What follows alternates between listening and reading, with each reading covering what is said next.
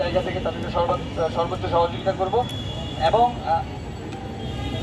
হ্যাঁ, সকলের পরামর্শক্রমে সেটি আমরা করব। বিভিন্ন জায়গায় বিভিন্ন জেলায় যে ধরনের ক্ষয়ক্ষতি হয়েছে সেটির মাঠ পর্যায় থেকে আমরা আমাদের জায়গা থেকে আমাদের সমন্বয়কদের ভলেন্টিয়ারদের যেই পর্যবেক্ষণ সেটি গ্রহণ করব এবং এখানে ত্রাণ মন্ত্রণালয় থেকে তারা যে রিপোর্ট দেবেন সেটি নিয়ে আমরা কাজ করব। তো এই হচ্ছে আমাদের পুনর্বাসনের প্ল্যান। আর এখানে যে অর্থ যেটি এখন জমা রয়েছে সেটি আমাদের দুটি ব্যাংক অ্যাকাউন্ট রয়েছে বৈষম্য বিরোধী ছাত্র আন্দোলনের নামে। একটি হচ্ছে সোনালী ব্যাংকে, আরেকটি হচ্ছে জনতা ব্যাংকে। সেটির হিসাবও আপনাদেরকে প্রেস রিলিজের মাধ্যমে দেওয়া হবে। এই অর্থ দিয়ে সামনে আমরা যে পুনর্বাসনের কর্মকাণ্ডটি সেটি আমরা পরিচালনা করার চেষ্টা করি।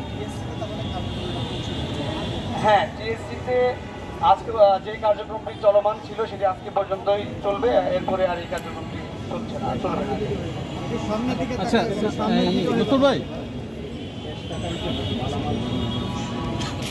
আচ্ছা, এখানে অর্থের যে হিসাব আমরা মূলত আমাদের আয় এবং ব্যয় হিসাবটা দিয়েছি। আমাদের যে রসদগুলো এসেছিল সেই রসদগুলো আসার পরেও আমাদের যেই একটা প্যাকেজ বানাতে বাকি যেই সব জিনিসপত্র প্রয়োজন, উপকরণ প্রয়োজন ছিল সেগুলো ক্রয় করার পিছনে আমাদের কী পরিমাণ খরচ হয়েছে এবং সেগুলো আনা নেওয়া, প্যাকেজিং সহ ডেলিভারি দেওয়া, ডিস্ট্রিবিউট করা, সেই সব কর্মকাণ্ডে আমাদের যে খরচগুলো হয়েছে সেই খরচগুলোর বিবরণী আমরা ধরেছি।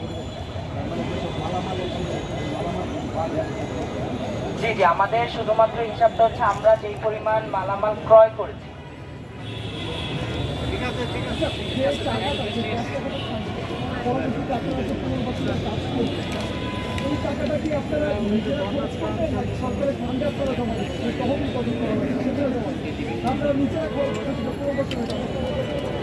আচ্ছা, আমাদের কাছে যে অর্থটা এখনো বাকি আছে সেটা হচ্ছে আমরা চিন্তা ভাবনা করতেছি। একই সাথে হচ্ছে আমরা আপনাদের কাছ থেকেও পরামর্শ আহ্বান জানাচ্ছি যে আপনারা পরামর্শ চিন্তা করা যায়।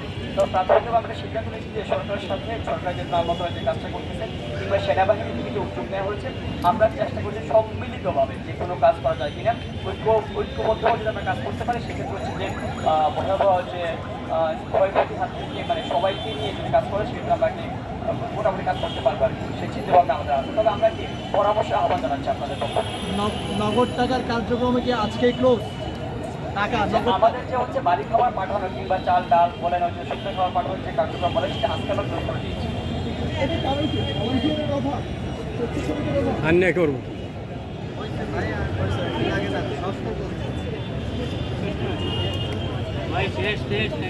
এবং একজন ঢাকা বিশ্ববিদ্যালয়ের আমাদের দায়িত্বশীল একজন শিক্ষক তিনি রয়েছেন। তো ছাত্র শিক্ষক সম্মিলিত আমরা সেই অ্যাকাউন্টগুলো খুলেছি আর কি, সবার ফোরামের পরামর্শক্রমে, সবার সিদ্ধান্তক্রমে। আমরা আরেকটা বিষয় জানতে চাচ্ছি, বন্যা কবলিত এলাকা ত্রাণের কি আর প্রয়োজন নাই, সেই জন্য কি আপনার কার্যক্রম বন্ধ করেছেন নাকি টাকার পরিমাণটা বেশি হতে আপাতত স্থগিত রেখেছে?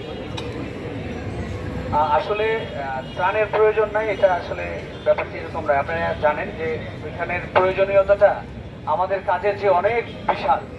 তো আমরা যে ভাবনা নিয়ে শুরু করেছিলাম সেটি তো ওই যে জায়গাগুলো বাস্তবতা যদি যে আব্দুল কাদের গিয়েছেন তিনি তার অভিজ্ঞতাও বলবেন যে ওই জায়গাগুলো এত বিশাল আকারে ওখানে ক্ষয়ক্ষতি হয়েছে, সেটি আসলে সরকারিভাবেই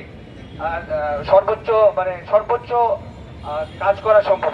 আমরা এখন যেটি প্ল্যান করেছি যে আমাদের জায়গা থেকে সরকারকে সর্বোচ্চ সহযোগিতা করবো আমাদের এই পুনর্বাসনের ক্ষেত্রে। এটি হচ্ছে আমাদের বর্তমান আপাতত সিদ্ধান্ত আর কি। আচ্ছা, এটা ভাই বলেছি যে বাকি যে টাকাটা রয়েছে সেটি পুনর্বাসনের কাজে ব্যয় হবে। এখন কিভাবে ব্যয় হবে সেটা সবার পরামর্শ চাইছি। পাশাপাশি আমাদের যে রাষ্ট্রীয় জায়গা থেকে যে পুনর্বাসন কর্মসূচি চলবে সেখানে কিন্তু আমাদের যে বন্যা পুনর্বাসন কমিটি হয়েছে সেখানে ছাত্রপ্রতিনিধি রয়েছে, সরকারের সাথে সমন্বয় করে সেই কাজটি আমরা করব। আমরা আসলে এই পর্যন্তই আপাতত শেষ করি। সকল সাংবাদিক বন্ধুদেরকে ধন্যবাদ।